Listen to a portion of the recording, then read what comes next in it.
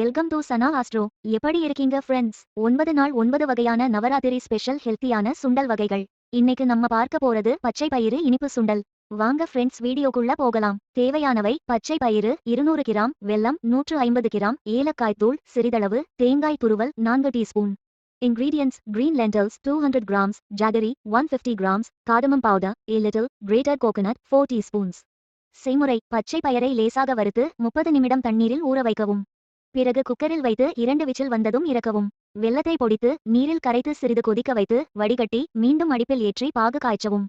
பாகு கெட்டியானதும் வேக வைத்த பயரை தண்ணீர் வடித்து சேர்த்து ஏலக்காய் தூள் தேங்காய் துருவல் போட்டு கிளறி இறக்கவும். Recipe: lightly roast the green gram and soak it in water for 30 minutes. Then put it in the cooker and switch off when it gets 2 whistles. Grind jaggery, dissolve it in water and boil it for a while, filter it, put it back in the cooker and boil the syrup. When the syrup thickens, add the boiled gram, drain the water, add cardamom powder and grated coconut and switch off the flame.